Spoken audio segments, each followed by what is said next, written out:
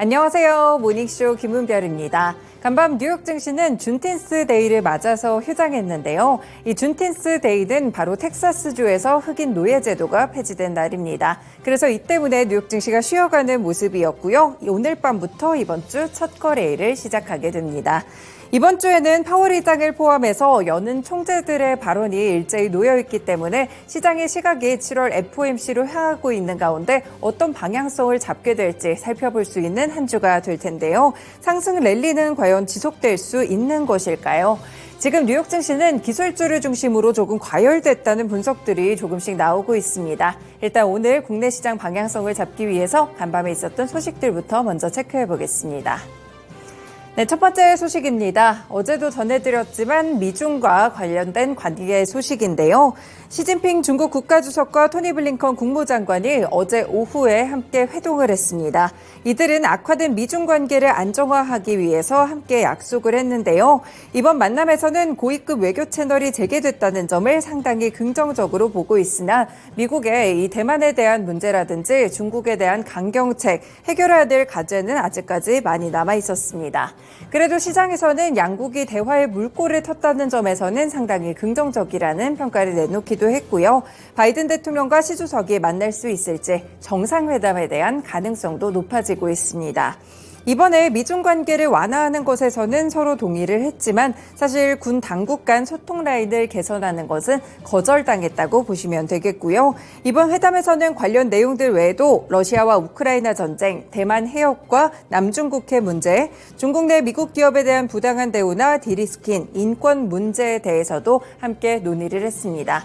조금씩 이 미중이 한 걸음씩 좀 관계가 완화되려는 움직임을 보이고 있는데요. 과연 시장에서는 리스크를 제거하는 요인으로 작용할 수 있을지 관련 소식도 체크해 두시길 바라겠습니다.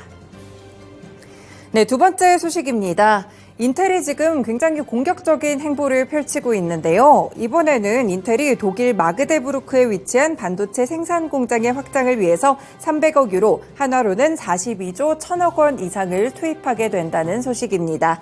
반도체 패권 도전을 선언하면서 지원금을 풀기에 나선 유럽연합의 행보에 대응해서 당초 예정보다 확실히 투자를 확대하고 있는 공격적인 모습들이 관측되는데요.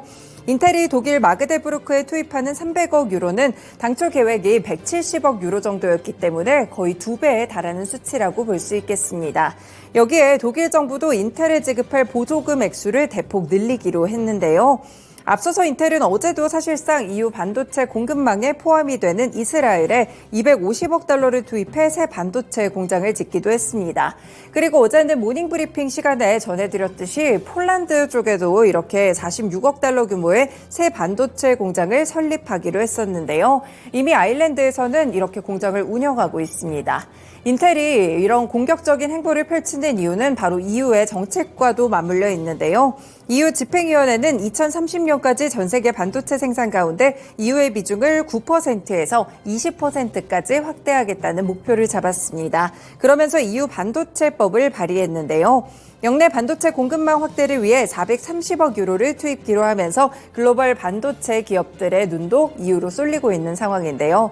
그 가운데 인텔이 가장 공격적인 행보를 펼치고 있습니다.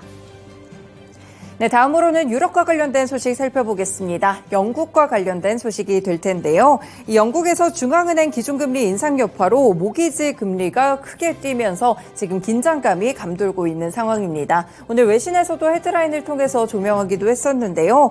이 영국 외신은 금융정보 서비스 머니팩츠를 인용해서 2년 만기 모기지 고정금리 평균이 이날 기준으로 6.01%까지 올랐다고 전했습니다. 주말 사이 0.03%포인트 오르면서 지난해 12월 이후 처음으로 6%를 돌파한 것인데요.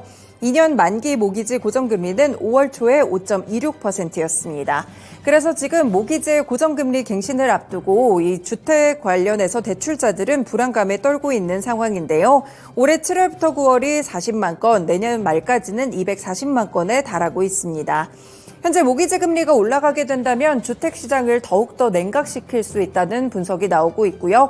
결국에는 경기가 좀 얼어붙는 모습으로 진행이 될 수 있겠습니다. 현재 영국의 물가도 상당히 높은 수준인데요. 영국은 두 자릿수로 치솟았던 소비자 물가 상승률이 4월에 8.7%까지 내려왔지만 주요국 가운데서 여전히 높고요. 임금 상승이 물가를 압박하는 분위기도 있습니다.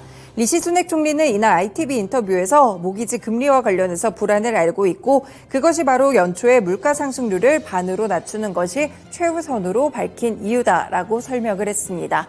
네, 이렇게 영국에서도 지금 경제 상황이 좀 흔들리고 있다는 점, 특히나 주택담보대출 금리라고 볼 수 있는 모기지 금리가 폭등하고 있다는 점도 함께 체크해 두셔야겠습니다. 네, 오늘도 이렇게 세 가지 소식들 먼저 브리핑해드렸습니다. 모닝쇼 본격적으로 출발합니다.